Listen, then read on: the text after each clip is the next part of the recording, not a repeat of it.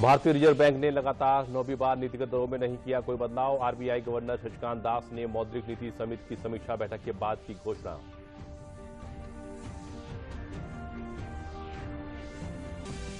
तेरह दिसंबर को प्रधानमंत्री नरेंद्र मोदी काशी विश्वनाथ कॉरिडोर का करेंगे लोकार्पण। 14 जनवरी तक काशी विश्वनाथ धाम में कई कार्यक्रमों का किया जाएगा आयोजन।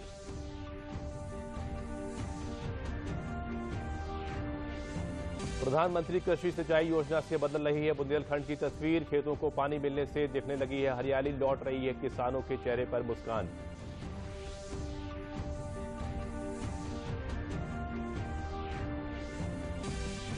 और देश में तेज गति से जारी है कोरोना का टीकाकरण। अब तक देश में लगाई गई 129 करोड़ 54 लाख से ज्यादा कोविड वैक्सीन की dose.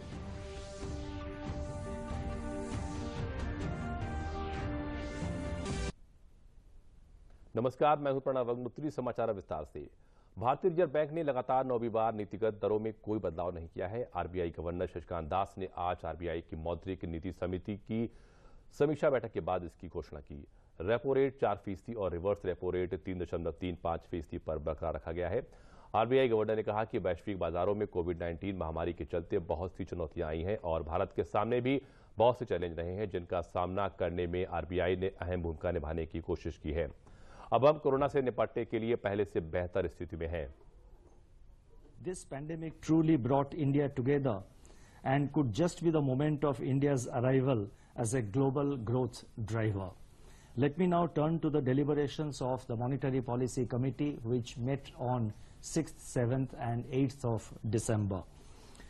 Based on an assessment of the macroeconomic situation and outlook, the MPC voted unanimously to maintain the status quo with regard to the policy repo rate and by a majority of 5:1 to retain the accommodative policy stance. Consequently, the policy repo rate remains unchanged at 4% and the stance remains accommodative as long as necessary to revive and sustain growth on a durable basis and continue to mitigate the impact of COVID-19 on the economy while ensuring that inflation remains within the target going forward. Kashi में बाबा विश्वनाथ धाम के सौंदर्यीकरण का काम अब लगभग पूरा हो चुका है। प्रधानमंत्री नरेंद्र मोदी इसका लोकार्पण 13 दिसंबर को करेंगे। इस दौरान भाजपा इस कार्यक्रम को देश भर में पहुंचाने के लिए बड़े इंतजाम कर रही है। इसके तहत 51,000 जगहों पर इस कार्यक्रम का सीधा प्रसारण किया जाएगा।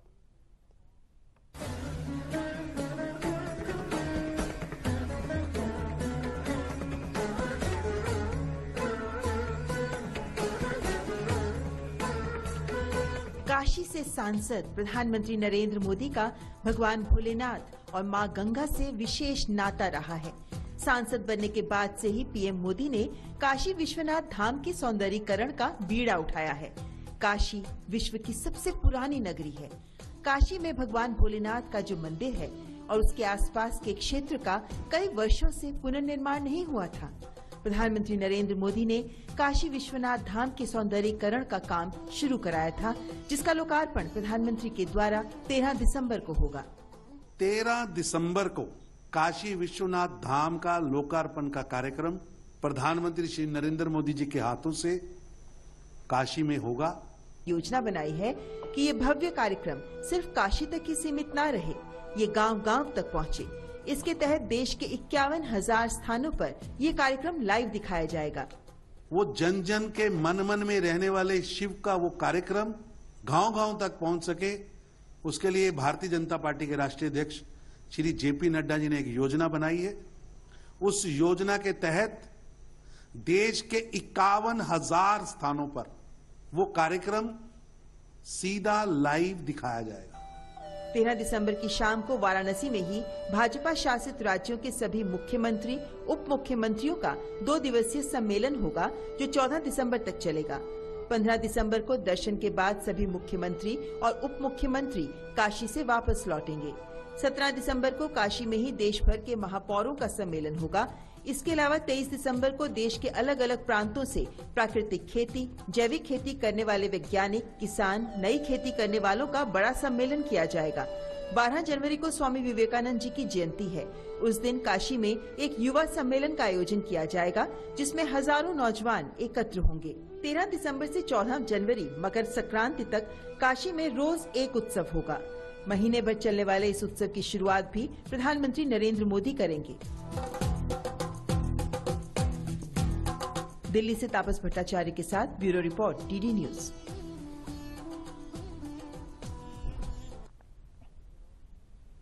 बुंदेलखंड में किसानों की खुशहाली की कहानी को बयां कर रही है प्रधानमंत्री कृषि सिंचाई योजना। इस योजना ने बुंदेलखंड की तस्वीर को बदलने का काम किया है। बुंदेलखंड का जो इलाका अब तक सूखी बंजर भूमि के लिए जाना जाता था, वहां अब खेतों में सूखी बंजर भूमि पर लहलहाई फसलें, हरियाली से खिल उठे बुंदेलखंड के खेत। पानी की कमी से जूझ रहे किसानों को प्रधानमंत्री की सौगात। प्रधानमंत्री कृषि सिंचाई योजना से बदली बुंदेलखंड की तस्वीर। लहलहाते खेत, हरियाली और हरी भरी फसलें, ये सबसे ताजा तस्वीर है बुंदेलखंड की। उस बुंदेलखंड की जो अब तक बंजर भूमि और सूखे खेतों के लिए जाना जाता था। कुछ समय पहले तक बुंदेलखंड के किसान रबी की फसल की सिंचाई के लिए परेशान रहते थे, लेकिन अब वही किसान गर्मी में भी फसल ले पा रहे हैं। जिन खेतों में एक फसल भी मुश्किल से हो पाती थी, उन्हीं खेतों में किसान अब 2 फसलें ले रहे हैं। बुंदेलखंड में ग्राम देहरी पंचायत के किसान हरदयाल यादव कुछ समय पहले तक अपने खेत में फसल लेने के लिए काफी संघर्ष करते थे। सिंचाई की सुविधा के न होने की वजह से एक फसल भी नहीं मिल पाती थी, लेकिन फिर प्रधानमंत्री कृषि सिंचाई योजना से तस्वीर बदली और अब हरदयाल खेती के साथ ही मछली पालन से भी आमदनी कर रहे हैं। यहाँ की जंगली इलाका था, पानी का कोई साधन नहीं था, कुआं वगैरह थे नहीं। मुझे तालाब से पानी लाना पड़ता था करीब 5 किलोमीटर दूर से, इसलिए मैं परेशान था। जब से ये तालाब हुआ बन गया, जब से मुझे दोनों फसलें मेरी होने लगी। और मछली पालन का भी काम मैं करता। 3-4 खेत तालाब बने हैं और 4-5 डक पॉन्ड बने हैं। और इससे जो है जो फायदा भाई के पहले एक फसल होती, अब पानी को स्तर बढ़ गया, कुएं में बढ़ गया पानी को लेवल, और जो नरवन में भर हुए पानी, तो जो है 2-2 फसलें होने लगी। टीकमगढ़ के ग्रामीण इलाकों में पीएम कृषि सिंचाई योजना के तहत व्यापक स्तर पर तालाब और स्टॉप डैम है, जिससे एक तरफ जहां किसानों को सिंचाई के लिए पर्याप्त जल मिल रहा है, तो वहीं भूजल स्तर में भी वृद्धि हुई है। अच्छी फसल होने और खेती किसानी में आमदनी के बढ़ने का सीधा फायदा किसानों को मिल रहा है, जिससे ग्रामीणों को रोजगार मिला है और गांवों से पलायन भी रुका है। प्रधानमंत्री कृषि सिंचाई योजना के अंतर्गत बनी थी। कब बनी थी? जैसा अभी कोरोना काल में बनी थी, गर्मियों में साहब। क्या फायदा हो इससे साहब फायदा जो भाग जो बाहर जाते हम लोग मजदूरी का, तो बाहर नहीं जाएंगे, इसी में गुजारा करेंगे, जो भी है अपना मछली पालन करेंगे, कहीं सिंगाई लगाएंगे। प्रधानमंत्री कृषि सिंचाई योजना के अंतर्गत हर गांव में तालाब और वाटर टैंक बनाए जा रहे हैं। सरकारी अधिकारी गांव-गांव जाकर लोगों को पानी सहेजने के लिए प्रेरित कर रहे हैं। सरकार की मंशा है कि गांव का पानी गांव में और खेत का पानी खेत में रहना चाहिए, जिससे स्थानीय लोगों को पानी की समस्या का सामना न करना पड़े। चेक डैम, स्टॉप डैम, तालाब, डगआउट पॉन्ड, खेत तालाब लिए थे, पर्कुलेशन टैंक लिए थे और गेबियन स्ट्रक्चर, इन संरचनाओं से आसपास के जो कुएं थे उनमें जल भराव क्षेत्र, जल का स्तर बढ़ा है। इसमें उनके द्वारा मछली पालन का कार्य भी किया जा रहा है और वो इसमें फसल नहीं ले पाते थे।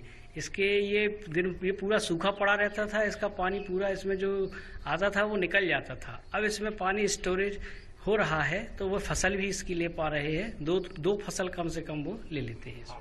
बुंदेलखंड से आई ये ताजा तस्वीरें इलाके की खुशहाली की कहानी को बयां कर रही हैं।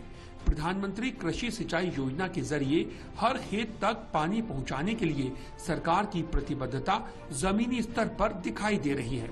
बुंदेलखंड के जिन इलाकों में कभी एक एक बूंद पानी के लिए किसान परेशान थे, आज वहां प्रधानमंत्री किसान सिंचाई योजना से किसानों का जीवन आसान हुआ है। बुंदेलखंड में सूखे की समस्या से परेशान ये किसान अब अपने खेतों में एक से ज्यादा फसल ले रहे हैं, जिससे किसानों की आमदनी भी बढ़ी है।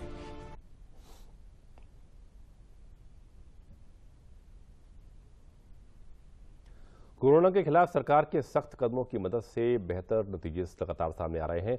स्वास्थ्य और परिवार कल्याण मंत्रालय के मुताबिक देश में पिछले 24 घंटों में कोरोना के 8,439 नए मामले सामने आए। पिछले 24 घंटों में कोरोना से 9,000 से ज्यादा लोग स्वस्थ होकर वापस भी लौटे हैं। इसके बाद देश में रिकवरी रेट बढ़कर 98.36% पहुंच चुका है। देश में कोरोना के खिलाफ टीकाकरण अभियान भी तेज गति से लगातार जारी है। केंद्रीय स्वास्थ्य मंत्रालय के अनुसार देश में अब तक 129 करोड़ 54 लाख से ज्यादा कोविड रोधी टीके लगाए गए हैं। टीकाकरण अभियान के 326वें दिन यानी 73 लाख से ज्यादा टीकों की खुराकें लोगों को दी गई हैं। राष्ट्रपति रामनाथ कोविंद ने आज अपने महाराष्ट्र दौरे के तीसरे दिन 22वीं मिसाइल वेसल स्क्वाड्रन पर आयोजित कार्यक्रम को संबोधित किया। कार्यक्रम 22वीं मिसाइल वेसल स्क्वाड्रन को राष्ट्रपति मानक प्रदान करने पर आयोजित हुआ था। राष्ट्रपति ने अपने संबोधन के दौरान 22वीं मिसाइल वेसल स्क्वाड्रन के पिछले 5 दशक के देश के प्रति किए गए योगदानों पर बात रखी। नौसेना पर बात करते हुए उन्होंने कहा कि नौसेना आत्मनिर्भर भारत के प्रति प्रतिबद्ध है। प्राकृतिक आपदाओं में मानवीय सहायता उपलब्ध कराने में नौसेना की महत्वपूर्ण भूमिका है। उन्होंने कहा कि मिसाइल वेसल स्क्वाड्रन देश की समुद्री सीमाओं की सुरक्षा कर रहा है। I am happy to note that the Prabal class ships are built in India. It showcases the Navy's commitment towards indigenization and our vision of Atmanirbhar Bharat. I look at this commitment of the Navy as a tribute to Chhatrapati Shivaji Maharaj, who is regarded by many historians as the founder of India's battle-ready naval force in the 17th century. I am happy to note that the squadron has earned several honors and awards for conspicuous gallantry and distinguished service. This includes Mahavir Chakra, Veer Chakra and Nausena medals, which is a proof of the bravery of the killer squadron. Ladies and gentlemen, I am told that the ships of this squadron have been deployed for a multitude of operations. They are securing our maritime borders through mission-based deployments. They are also undertaking diplomatic missions in the Gulf of Oman and Persian Gulf and anti-piracy operations. प्रधानमंत्री 11 दिसंबर को जनपद बलरामपुर में 9,802 करोड़ रुपए की लागत की सरयू नहर परियोजना का लोकार्पण करेंगे। जिले के ग्राम हंसुआ डोल में आयोजित कार्यक्रम का नहर जुड़ने वाले सभी जिलों के मुख्य नहर पर इसका सीधा प्रसारण लोग देख सकेंगे। सरयू नहर परियोजना से 14.5 लाख हेक्टेयर भूमि होगी संचित, 25 लाख किसान लाभान्वित होंगे। 9 जिलों बहराइच, गोंडा, बस्ती, श्रावस्ती, बलरामपुर, सिद्धार्थनगर, संत कबीर नगर, गोरखपुर व महाराजगंज से होकर गुजरने वाली 318 किलोमीटर लंबाई की 9,802 करोड़ की लागत से निर्मित आजाद भारत की अब तक की सबसे बड़ी परियोजना का लोकार्पण होगा। सरयू नहर परियोजना के लिए घाघरा, राप्ती, बाणगंगा, सरयू व रोहिणी नदी को आपस में जोड़ा गया है।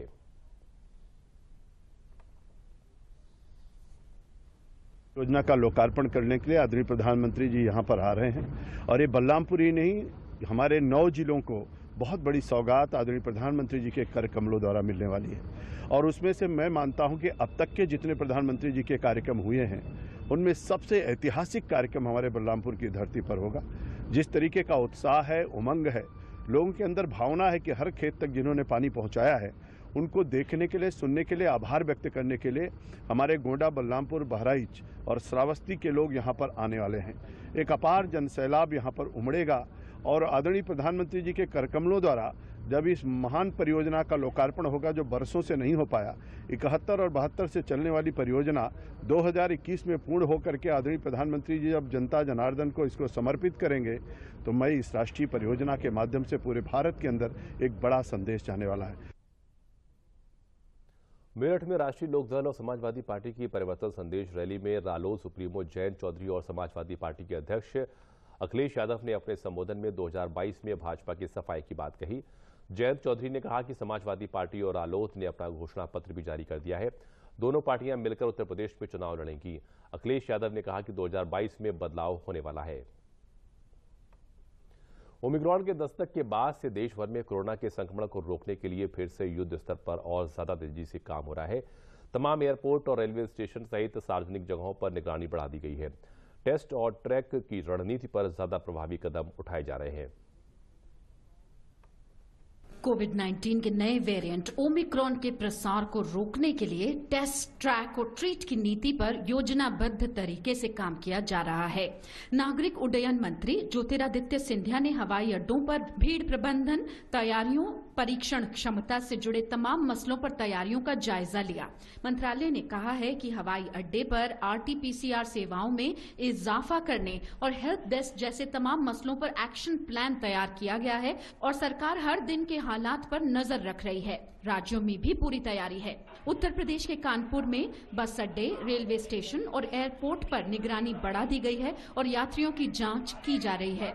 वहीं ऐसी ही तत्परता कश्मीर में भी देखी जा रही है, जहां आइसोलेशन केंद्र के निर्माण से लेकर यात्रियों की जांच और इलाज की व्यवस्था की जा रही है। 19 मेडिकल टीमें हमारे यहाँ प्रमुख रेलवे स्टेशन, बस स्टैंड और हवाई अड्डे पे लगी हुई हैं।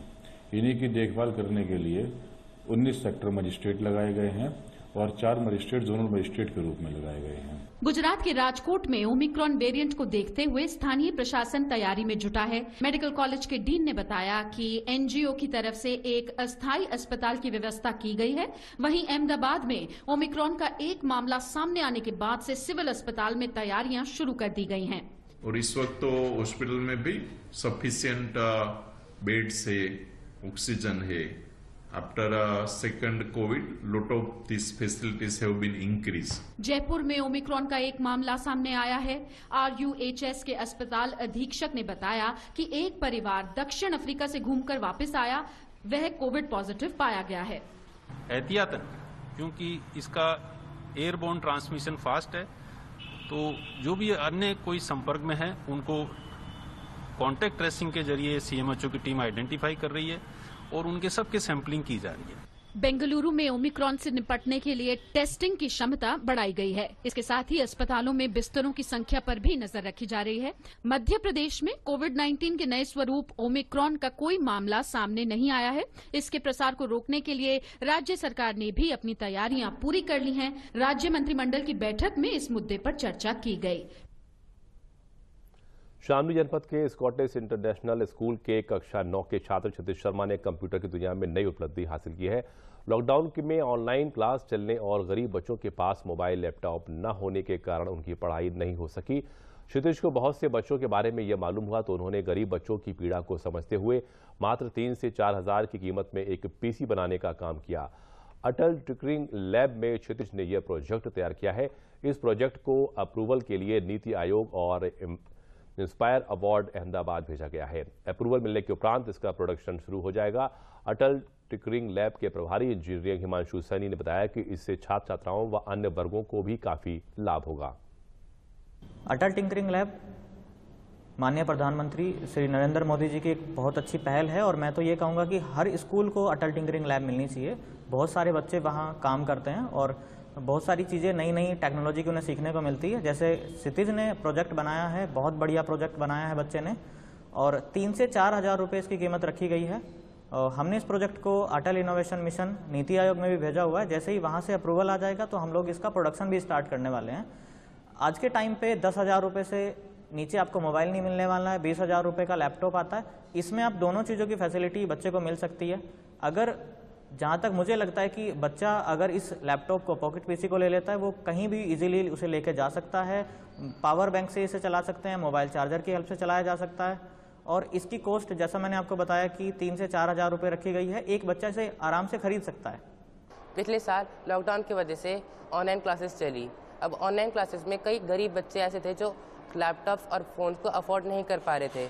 तब मेरे दिमाग में आया कि क्यों ना एक ऐसा पॉकेट PC बनाया जाए जिसकी मदद से वो अपनी ऑनलाइन क्लासेस अटेंड कर सके, क्योंकि उनको भी शिक्षा का पूरा अधिकार है। तो मैंने एक पॉकेट PC बनाया। इस पॉकेट PC में हमने रेस्बियन सॉफ्टवेयर, रास्पबेरी पाई माइक्रो कंट्रोलर और पाइथन लैंग्वेज से कोडिंग करी है। इसमें रैम 4 GB की है और हार्ड डिस्क में 32 GB क्लास 10 की लगी हुई है। इस चिप का फ़ायदा ये है कि आप इससे डेटा प्रोसेसिंग बड़ी जल्दी कर सकते हैं। इटावा में पहली बार राष्ट्रीय ग्रामीण आजीविका मिशन से जुड़ी समूह की महिलाओं ने स्ट्रॉबेरी खेती की शुरुआत की है। स्ट्रॉबेरी भारत की बागवानी में एक नया फल है। इसे अपनाकर महिलाएं अच्छी कमाई कर सकती हैं। स्ट्रॉबेरी की रोपाई सितंबर से नवंबर के मध्य की जाती है। इस खेती से महिलाओं को स्वास्थ्य पोषण के साथ साथ आर्थिक उन्नयन होगा। उपायुक्त ब्रजमोहन अम्बेड ने कहा कि विकासखंड जसवंत नगर के ग्राम नगला भीखन में समूह की महिलाएं स्ट्रॉबेरी की खेती पर नवाचार कर रही हैं। उन्होंने कहा कि जब महिलाएं आर्थिक रूप से स्वावलंबी होंगी तो परिवार और समाज भी सशक्त होगा। ग्रामीण क्षेत्र में गरीबी उन्मूलन एवं आर्थिक सशक्तिकरण से महिलाएं सशक्त हो रही हैं। इन्हें विभिन्न आर्थिक गतिविधियों से जोड़ा जा रहा है।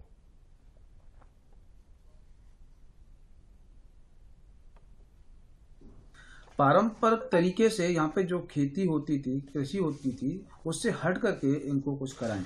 हमने इस के अंतर्गत ऑफ सीजन वेजिटेबल्स की खेती सफलतापूर्वक इंट्रोड्यूस कराई और जो आज काफ़ी दीदियों के द्वारा यहाँ पे की जा रही है। ठीक इसी क्रम में हमने 3 फसलों को मुख्यालय से लखनऊ से हमको निर्देश मिले कि इनको इंट्रोड्यूस कराया जाए, जिसमें स्ट्रॉबेरी थी, थाई अमरूद था और रेड ये पपीता था। इसके अंतर्गत हमने तीनों ही फसलों को अलग अलग विकास खंडों में इंट्रोड्यूस कराया है। लेकिन स्ट्रॉबेरी की खेती के लिए हमको ऐसे किसान, कृषक या दीदी चाहिए थी जो इनोवेटिव हो, जो नए आइडियाज को स्वीकार कर ले। और ये हमारे गांव नगला भीकन विकास खंड जसवंत नगर में मंत्रवती हैं, जो पहले से ही इस तरह की अभिनव खेती करती आई है। इनके माध्यम से इस खेती को हमने इस गांव में इंट्रोड्यूस किया है। पिताजी भी अच्छे किसान हैं, मैं भी शुरू से खेती करती हूँ, इस वजह से इन लोगों ने हमको चुना कि ये अच्छा कर सकती हैं। सर, मैंने ये सोच के किया है कि हमको अच्छा इससे लाभ मिलेगा और हमको मतलब हमारे देखा दुनिया हमारी और भी महिलाएं मतलब इसको आगे कर सकती है अगर अच्छा हुआ तो, और इससे बढ़िया हम अपना महिलाएं परिवार चला सकती हैं। जनपद कानपुर देहात के सरला देवी महाविद्यालय की छात्राओं ने नुक्कड़ नाटक का आयोजन कर लोगों को यातायात के नियमों के प्रति जागरूक किया। उन्होंने न केवल लोगों एवं वाहन चालकों से नियमों का पालन करने की अपील की, बल्कि उन्हें सड़क सुरक्षा के नियमों से भी अवगत कराया। इसके बाद बच्चों ने नुक्कड़ नाटक के माध्यम से यातायात सुरक्षा नियमों को युवा बच्चों के अपने जीवन में अपनाने के लिए प्रेरित किया।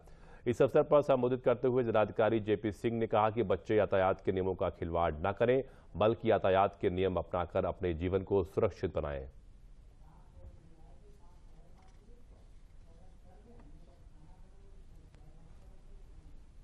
एक वर्ष में 2019 में 22,625 लोगों की मृत्यु हुई रोड एक्सीडेंट्स में और 3 लोग करीब घायल हुए। तो मुझे लगता है कि बहुत सीरियस विषय है और इसी क्रम में हम लोगों ने सरला देवी महाविद्यालय में हमारे प्रधानाचार्य और प्रबंधक के सहयोग से युवा साथियों के साथ में कार्यक्रम किया है। तो उनको हेलमेट की महत्ता, सीट बेल्ट के बारे में, रोड सेफ्टी नॉर्म्स के बारे में और रोड साइंस के बारे में बताया गया है। और मैं आशा करता हूँ कि इस जनपद में रोड एक्सीडेंट्स की घटना और कम होंगी। सड़क सुरक्षा सप्ताह मनाया जा रहा है। इस कार्यक्रम में जो सड़क पे चलने वाले वाहन हैं या जो भी यात्री हैं, उनको यातायात के नियमों के संदर्भ में जानकारी देने के लिए ये कार्यक्रम आयोजित किया गया था, जिसमें छात्र छात्राओं को या जो भी श्रोता थे उनको यह बताया गया है कि उन्हें क्या करना है, क्या नहीं करना है। साथ ही इस अवेयरनेस से निरंतर लाभ मिल रहा है और दुर्घटनाओं में यद्यपि कमी आ रही है, लेकिन अभी भी काफ़ी मात्रा में दुर्घटनाएं होती रहती हैं, जिसके संदर्भ में इस तरह के कार्यक्रमों को और आगे चलाए जाने की जरूरत है, जिससे कि जागरूकता और अधिक फैले और दुर्घटनाएं कम हों। कोरोना काल में रोजगार बंद होने से पूरी तरीके से टूट चुके रेहड़ी पटरी दुकानदार पीएम स्वनिधि योजना का लाभ लेकर एक बार फिर से आत्मनिर्भर हो गए हैं। बाराबंकी जिले में मार्च 2022 तक 5,836 रेहड़ी वालों को पीएम स्वनिधि योजना का लाभ देना है, जिसके सापेक्ष 4,600 रेहड़ी वालों लोगों को अलग अलग बैंकों के माध्यम से लाभ पहुंचाया जा चुका है, जबकि बाकी लोगों का लोन प्रक्रिया में है। इन रेहड़ी पटरी दुकानदारों को 10,000 रुपए का लोन मिला है। इस लोन से न केवल इनकी रोजमर्रा की जिंदगी पटरी पर आ गई, बल्कि ये सभी आर्थिक रूप से मजबूत भी हुए हैं। योजना का लाभ पा चुके स्ट्रीट वेंडर्स ने बताया कि पीएम स्वनिधि योजना से न केवल उनका व्यापार बढ़ा है, बल्कि अब उनका परिवार भी अच्छे से गुजर बसर कर रहा है। कि पीएम स्वनिधि योजना माननीय प्रधानमंत्री जी की महत्वाकांक्षी योजना है और जिसके अंतर्गत जो हमारे स्ट्रीट वेंडर्स हैं, फेरी वाले हैं, रेहड़ी वाले हैं, इनको 10,000 रुपये तक का लोन बगैर किसी गारंटी के दिया जाता है। इसमें वो सीधे अपना रजिस्ट्रेशन हमारे जो भी नगर पालिका या नगर पंचायत है वहाँ जाके करा सकते हैं और उसको हम सीधे फिर बैंक भेज देते हैं, जहाँ से उनको 10,000 रुपये का लोन प्राप्त हो जाता है। जनपद बाराबंकी को जो है वो मार्च 2022 तक 5836 स्वनिधि के जो हमारे ये रेहड़ी वाले हैं, इनको हमें स्वनिधि का लाभ देना है, जिसके सापेक्ष हम लगभग 4600 लोगों को अभी तक बैंकों के माध्यम से, विभिन्न बैंकों के माध्यम से लाभ पहुंचा चुके हैं और शेष प्रक्रिया में है। हमने लोन इसलिए लिया था कि हमारा एक ठेला फल का था, कुछ बहाने लग पाते थे, कुछ नहीं लग पाते थे, तो दिक्कत थी। तो हमने सुना कि पीएम योजना जो है मोदी की तरफ से जो है योजना मिल रही 10,000 रुपये का ठेले पे, तो हमने ले लिया। तो उससे पैसा ठेले पे लगाया तो बढ़ोतरी हुई, फल सारे हमको मिलने लगे। पहले उधार लाते थे, अब नगद लाए, तो फल के ठेले हम बढ़ा लिए तो इससे थोड़ा प्रॉफिट हुआ, तो हम इससे कर्ज अदा कर दिए। समय से पैसा मिलने के बाद हमको बहुत आराम हुआ। भाई 8-10 आदमी का परिवार है। सर 10,000 का लोन लिया था पीएम स्वनिधि योजना में, और 10,000 का लोन मिला था, और उससे मैंने कोरोना के कारण मेरा बिजनेस डाउन हो गया था, और उसी को फिर से पटरी पर लाने के लिए मैंने उसी पैसे को लगाया बिजनेस में, जिससे मेरा रोजगार अच्छे से चल रहा है। इसके लिए पीएम मोदी जी का धन्यवाद। पहले हम सब्जी काम करते रहे, जब लॉकडाउन लग गया इसके बाद बहुत दिक्कतें होने लगी। जब देखे इसमें पर दिक्कत परेशानी, तो फिर 10,000 एक भैया हमारे वहाँ टौनरी मिला रहा, तो कह 10,000 का लोन करा दे। लोन कराए के बाद अपना काम कॉस्मेटिक की दुकान खोल कर बैठ गए, आगे सब्जी की दुकान खोल लिए और उसमें पूरी बाकायदा कर दिए। उसके बाद हमका छाता मिला, एक तौलिया मिली, फिर 20,000 वाले फार्म भरे। अब वो दूसरा किस्त हमका जमा करना हर महीने। काम हमारे बढ़िया, बहुत हमारे पहले से सही है। हाथरस के बागला महाविद्यालय में अलीगढ़ मंडल के पुरुष और महिला वर्ग की अंतर महाविद्यालयी मुक्केबाजी प्रतियोगिता का आयोजन किया जा रहा है। प्रतियोगिता में अलीगढ़, कासगंज, एटा के महाविद्यालय के छात्र छात्राओं ने भाग लिया। कार्यक्रम के सचिव डॉक्टर सत्यदेव पचौरी ने बताया कि इस अंतर महाविद्यालयी पुरुष व महिला वर्ग की मुक्केबाजी की प्रतियोगिता में 16 महिलाओं और 24 पुरुषों ने भाग लिया है।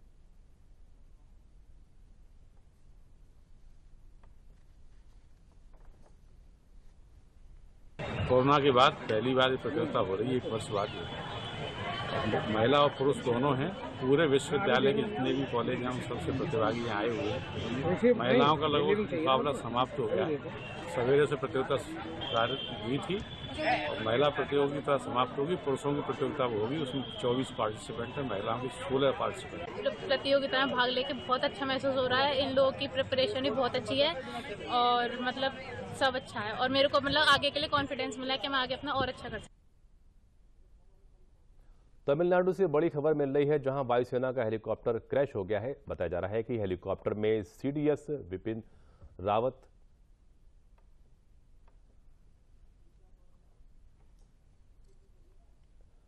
अब आप दूरदर्शन न्यूज उत्तर प्रदेश के समाचार बुलेटिन और समसामयिक विषयों के कार्यक्रमों को हमारे YouTube channel DD news UP पर देख सकते हैं। इसके लिए आपको लॉग इन करना होगा www.youtube.com/ddnewsup।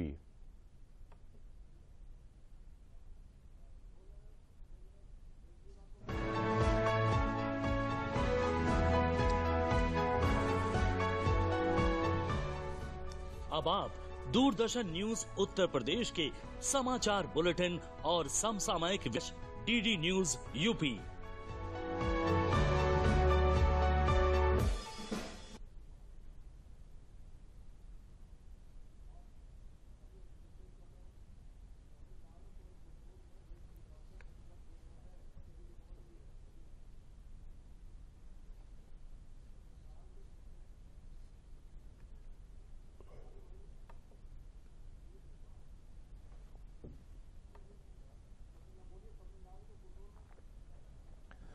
और अभी भी खबर मिली है कि भारतीय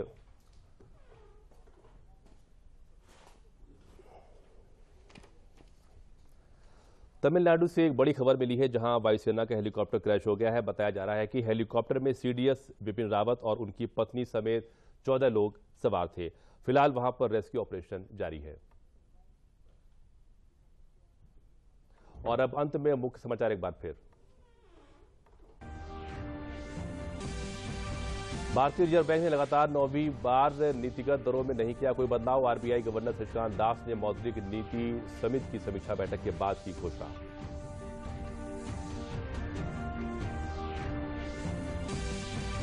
तेरह दिसंबर को प्रधानमंत्री नरेंद्र मोदी काशी विश्वनाथ कॉरिडोर का करेंगे लोकार्पण। 14 जनवरी तक काशी विश्वनाथ धाम में कई कार्यक्रमों का किया जाएगा आयोजन।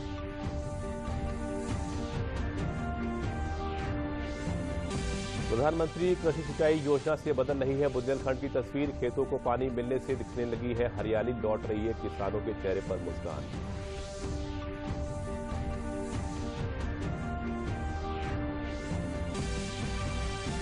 और देश में तेज गति से जारी है कोरोना का टीकाकरण। अब तक देश में लगाई गई 129 करोड़ 54 लाख से ज्यादा कोविड वैक्सीन की डोज।